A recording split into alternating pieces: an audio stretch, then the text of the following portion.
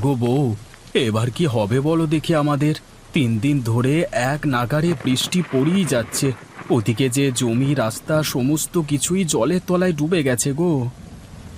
সেই তো গো, খাল পাড়ের ওই কয়েক কাঠা জমিই আমাদের ভরসা। সেই জমির ফসল যদি পচে যায় তাহলে খাবো কি বলো দেখি। গত 2 দিন তুমি আমাকে মাঠে যেতে দাওনি, আজকে তুমি আমাকে আটকাতে পারবে না। আমি বৃষ্টিতে ভিজে হলেও জমির হাল একবার দেখে আসবো। আজকে তোমাকে আমি বারণ করব না, শুধু নিজের শরীরের প্রতি একটু খেয়াল রেখো। এই সময় জ্বর সর্দি বাঁধালে ওষুধ কিনবার টাকা পর্যন্ত আমাদের কাছে নেই। ঠিক আছে গিন্নি, সে দেখা যাবে ক্ষণ। তুমি আমাকে এখন কিছু খেতে দাও দেখি, আমি দুটো খেয়ে জমির হালটা দেখে আসি। ঠিক আছে, তুমি বসো, আমি তোমার জন্য পান্তা ভাত আর কাঁচা মরিচ নিয়ে আসছি।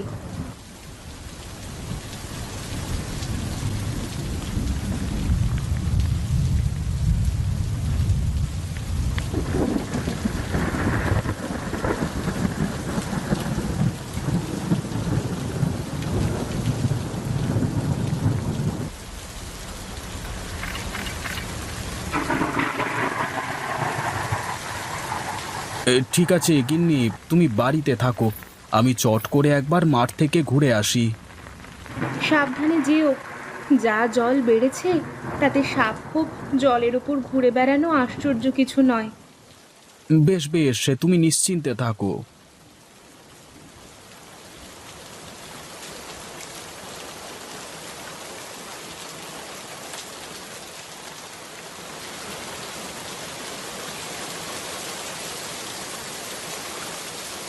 ধুর তেরিকা, সেই কখন থেকে জাল ফেলেই যাচ্ছি, একটা মাছও তো উঠবার নাম নেই। 10-12টা মাছ উঠলে লোকের ঘরে গিয়ে বিক্রি করে কিছু টাকা পয়সা কামিয়ে নিতাম, কিন্তু কই, মাছের তো দেখা পাচ্ছি না। তেরি।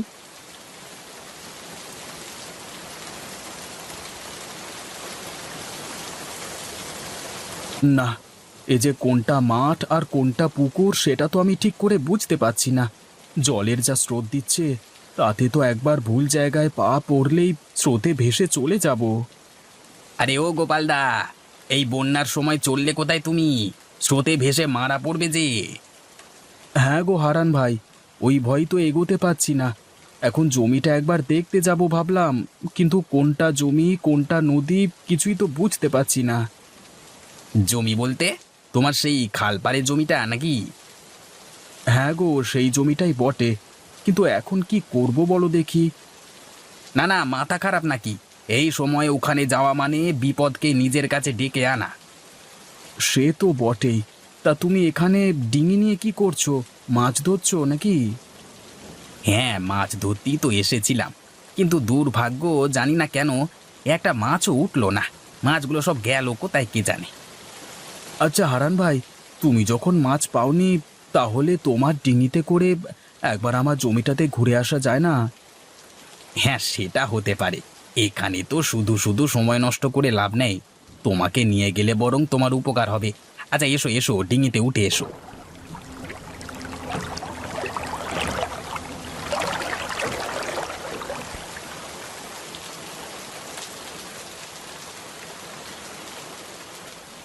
বাড়িতে কেউ আছো বাবারা, মায়েরা? বাড়িতে কেউ আছো কি? একবার একবার দয়া করে বেরিয়ে আসো না। এ কি বুড়িমা, আপনি কে? আর এই বন্যার জল পেরিয়ে বৃষ্টিতে এরকম ভিজে আপনি এখানে কি করছেন? আপনি দাওয়ায় উঠে আসুন তাড়াতাড়ি।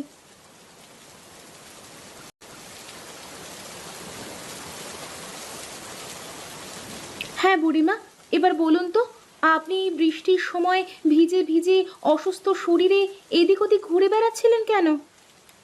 মারে, আমার পরিচয় জেনে কি হবে? আমার মতো দুঃখী মা পৃথিবীতে বোধহয় কেউ নেই। আমাকে এই বৃদ্ধ বয়সেও লোকজনের বাড়ির দোরগোড়ায় ঘুরে ঘুরে দুমুঠো ভাত চাইতে হয়। এর থেকে এর থেকে দুর্ভাগ্য আর কি হতে পারে বল মা? এমন করে বলবেন না মা। আপনার যদি কোথাও থাকবার জায়গা না থাকে তাহলে আপনি আমাদের সাথে এখানে থাকুন, আমাদের কোনো অসুবিধা হবে না। মারে, এর আগে আমি অনেক জনার বাড়ির দোরগোড়ায় ঘুরেছি, কেউ আমাকে তাদের সাথে রাখতে চায়নি। রাখা তো দূরের কথা, দুটো খেতে চাইলেও আমাকে দূর দূর করে তাড়িয়ে দিয়েছে। আপনাকে কোথাও যেতে হবে না মা। আজ থেকে আপনি আমাদের সাথে থাকবেন। আমরা দুবেলা দুমুঠো যা খেতে পাই আপনার সঙ্গে ভাগ করে খেতে আমাদের কোনো অসুবিধা হবে না মা। বেঁচে থাকো, বেঁচে থাকো মা, বেঁচে থাকো, সুখী হও। তা মা, তুমি কি বাড়িতে একাই থাকো? না মা, আমি আর আমার স্বামী দুজনে থাকি। ও একটু বাইরে বেরিয়েছে, বন্যার জলে জমির কি হাল সেটাই দেখতে গেছে। না রে মা, জমির হাল একদম ভালো নয়। সব জমি জলে ডুবে গেছে। এবছর ফসল সবই পচে যাবে রে, পচে যাবে। সেই জন্য আমরাও চিন্তায় আছি বুড়িমা। আমাদের একটাই মাত্র জমি ভরসা, সেটাও যদি ডুবে যায় তাহলে যে আমরা না খেতে পেয়ে মারা যাব। চিন্তা করিস না মা, সব কিছু ঠিক হয়ে যাবে।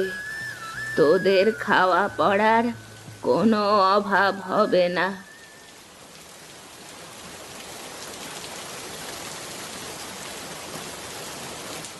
গিন্নি, আরে ও গিন্নি, কোথায় গো তুমি?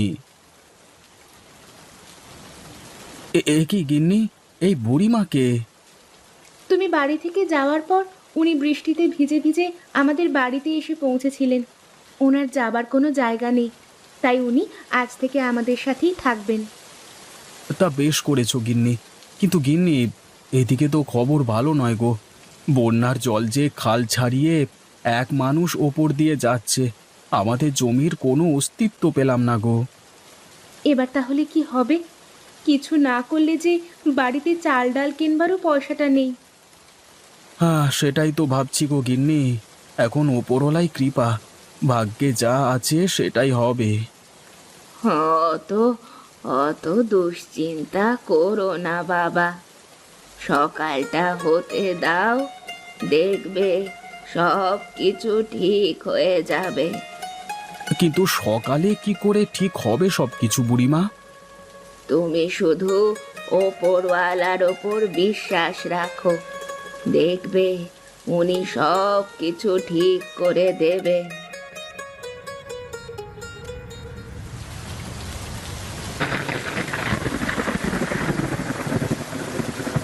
কই গো, কোথায় গেলে তুমি? একবার তাড়াতাড়ি বাইরে এসে দেখে যাও। কি যে আশ্চর্য কাণ্ড গো! আরে কি হলো গিন্নি, তুমি সকালবেলায় এরকম চিৎকার চেঁচামেচি করছো কেন?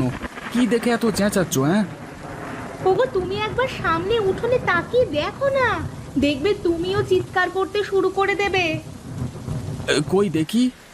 এ কি গো গিন্নি, এ যে তাজ্জব ব্যাপার, বানের জলে এত মাছ ভেসে এলো কোথা থেকে?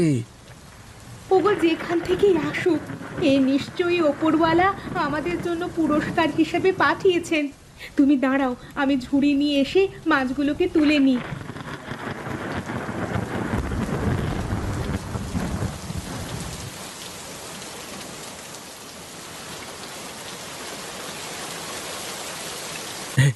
জানো গিন্নি, কালকে হারান ভাই জাল ফেলে মাছ ধরবার চেষ্টা করছিল, কিন্তু একটা মাছও তার জালে ওঠেনি। আর আজকে দেখো, না চাইতেই আমাদের উঠানে বানে ভেসে এত মাছ চলে এসেছে। তাই নাকি গো? তাহলে আর বলছি কি গিন্নি, কিন্তু গিন্নি, এত মাছ এখন কি করা যায় বলো তো? তুমি একটা কাজ করো, এত মাছ তো আমরা খেতে পারবো না। আমাদের আজকে রান্নার জন্য কিছু মাছ রেখে দিয়ে বাকি মাছ গাঁয়ের মানুষদের কাছে বিক্রি করে এসো। তুমি ঠিক বলেছ গিন্নি, এতে করে হাতে দুটো পয়সাও আসবে, আমাদের আর খাওয়া পড়ার অভাবও হবে না। কিন্তু একটা অসুবিধে আছে গিন্নি। আবার কি অসুবিধে? গ্রামের রাস্তাঘাট তো বানের জলে একদম ডুবে গেছে। আমি জল পেরিয়ে গ্রামের লোকেদের কাছে মাছ বিক্রি করতে যাব কি করে? শোনো, তুমি বরং হারান্দাকে তোমার সাথে নাও। হারান্দার ডিঙিতে করে তুমি মাছগুলো খুব সহজেই গ্রামের লোকেদের কাছে বিক্রি করতে পারবে। তারপর সেখান থেকে যা টাকা হবে তার কিছু অংশ তুমি হারান্দাকে দিয়ে দিও। একদম ঠিক বলেছ গিন্নি, এই জন্যই তোমাকে আমি এত ভালোবাসি। তুমি তাহলে বসো, কেমন রান্না বান্না করো, আমি হারান্দার সাথে মাছগুলো বিক্রি করে এসে একসঙ্গে বসে জমিয়ে মাছ দিয়ে ভাত খাবো। কিন্তু ঘরে একদমই চাল নেই যে, যা আছে আজকের দিনটাই চলবে। তুমি মনে করে একটু ভাতের চাল নিয়ে এসো না গো।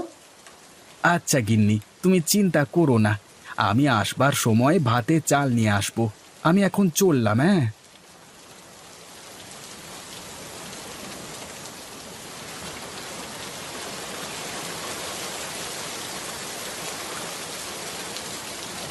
এ কি গো গোপাল ভাই, তুমি এত মাছ কোথায় পেলে? আমি তো সকাল থেকে আজ একটা মাছও পাইনি। আরে হারান্দা, বানের জলে ভেসে আমাদের উঠানে এসে জমা হয়েছিল মাছগুলো। বলো কি? এ যে তাজ্জব ব্যাপার। তা এত মাছ নিয়ে তুমি এখন করবেটা কি? এই মাছ এখন তুমি আর আমি মিলে গ্রামের বাকি মানুষদের ঘরে গিয়ে বিক্রি করব। তারপর যে টাকাটা আসবে সেটা আমরা দুজনে ভাগ করে নেব। এটা তুমি মন্দ কথা বলনি। আচ্ছা এসো এসো, আমার ডিঙিতে এসো, আমরা দুজনে মাছগুলো বেচে আসি।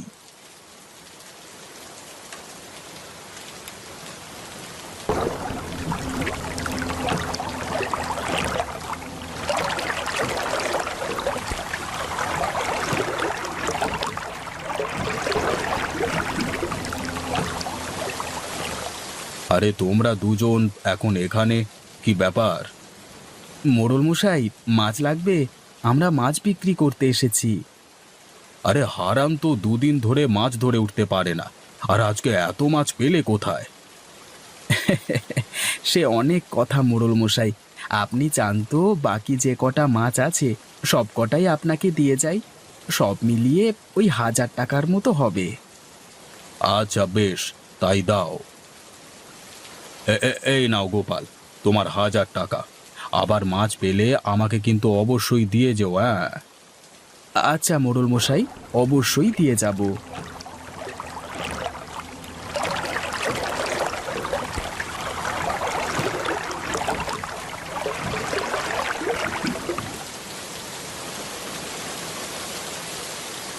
আজকে তো মাছ বেচে অনেক টাকাই হলো, কিন্তু এই টাকার বেশিরভাগটাই তো গোপাল নিয়ে পালাবে।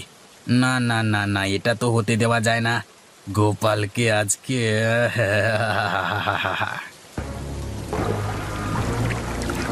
এ কি হারান্দা, তুমি কি করছো আমার সাথে?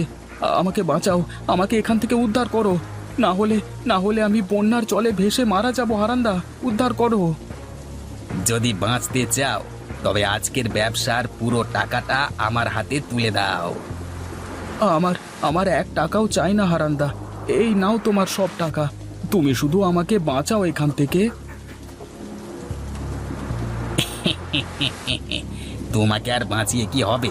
তুমি বরং এখানেই মরো। আমি তোমার বাড়িতে যেয়ে কাঁদো কাঁদো মুখ করে বলবো, গোপালদা বন্যার জলে ভেসে গেছি। না হারান্দা, এমনটা করো না, আমার পরিবার না খেতে পেয়ে মারা যাবে। সে সব আমার দেখে কি হবে? তুমি বরং এখানে হাবুডুবু খাও। হ্যাঁ, আমি চলি।